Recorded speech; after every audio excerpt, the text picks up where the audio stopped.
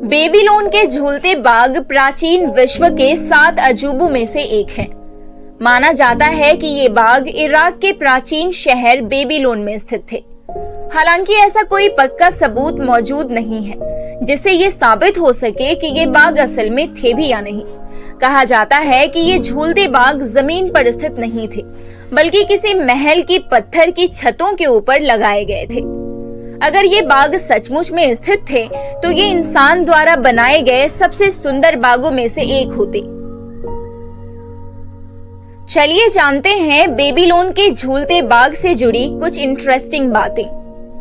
Fact number 1, Babylon के झूलते बाग प्राचीन विश्व के 7 अजूबों में से इकलौते ऐसे अजूबे हैं जो शायद कभी अस्तित्व में थे ही नहीं। फैक्ट नंबर 2, कहा जाता है कि इन बागों को राजा नबूकदनेस्सर द्वारा अपनी रानी एमेटिस को खुश करने के लिए बनाया गया था। फैक्ट नंबर 3, रानी एमेटिस शादी से पहले जहां रहती थी वहां पर झरने, ऊंचे पेड़ और फूलों से लदी झाड़ियां आम बात थी, लेकिन बेबीलोन में इन सभी का अभाव था। इसलिए राजा नबूकदनेस्सर ने उनके लिए झरनों, झीलों और पेड़ों से भरा ये बगीचा तैयार करवाया था। फैक्ट नंबर 4, राजा नबूकदनेस्सर ने 605 से 562 ईसा पूर्व तक लगभग 43 साल तक शासन किया और माना जाता है कि ये बाग इसी अवधि में बने थे। ये भी कहा जाता है कि ईसा से 2 सदी पहले एक भयंकर भूकंप आ जाने के कारण ये बाग नष्ट हो गए थे। फैक्ट नंबर 5, बहुत से प्राचीन ग्रीक और रोमन इतिहासकारों ने इन बागों के बारे में लिखा है कि ये बाग क्यों, कैसे और किसने बनवाए थे, लेकिन उनमें से ज्यादातर के विवरण अलग अलग हैं। फैक्ट नंबर 6, वर्तमान समय में इन बागों का कोई भी आर्कियोलॉजिकल एविडेंस नहीं मिल पाया है, लेकिन माना जाता है कि अगर ये बाग आज होते तो बगदाद शहर के दक्षिण में स्थित होते। फैक्ट नंबर 7, अगर बेबीलोन के झूलते बाग सचमुच में अस्तित्व में होते तो इसकी सिंचाई करने के लिए रोजाना 31,000 लीटर पानी की जरूरत पड़ती होगी।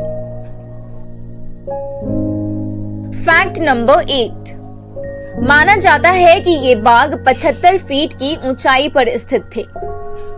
फैक्ट नंबर 9, जिस समय ये बाग अस्तित्व में माने जाते हैं, आज उस समय की कई मिट्टी की लिखी हुई तख्तियां मौजूद हैं, जिनमें से एक पर भी इन बागों का वर्णन नहीं है। फैक्ट नंबर 10, झूलते बाग दरअसल लटके हुए नहीं थे, बल्कि किसी महल की सभी छतों पर उगे हुए थे। फैक्ट नंबर 11, कई इतिहासकारों और पुरातत्वविदों का मानना है कि ये बाग सचमुच में अस्तित्व में थे और युद्ध और प्राकृतिक कारणों के कारण नष्ट हो गए। फैक्ट नंबर 12, एक ग्रीक इतिहासकार डायोडोरस सिकुलस ने वर्णन किया है कि ये बाग महल के किले की सभी छतों पर 400 वर्ग फुट के दायरे में फैले हुए थे। इस महल के किले की दीवारें 80 फुट तक ऊंची थी। फैक्ट नंबर 13, डायोडोरस सिकुलस के वर्णन के आधार पर सन 1899 से 1917 के बीच एक जर्मन पुरातत्वविद रॉबर्ट कॉल्डवे ने एक ऐसी जगह को खोज निकाला जो डायोडोरस के झूलते बागों के विवरण से मिलती जुलती थी। उन्होंने खोजी गई जगह के फर्श पर 3 बड़े बड़े सूखे कुंड खोजे। माना जाता है कि ये कुंड झूलते बागों की सिंचाई करने के लिए उपयोग किए जाते थे। फैक्ट नंबर 14, पुरातत्वविद रॉबर्ट कॉल्डवे द्वारा खोजी गई जगह पर कई विद्वान प्रश्न उठाते हैं, क्योंकि वो जगह बेबीलोन से 480 किलोमीटर दूर स्थित है।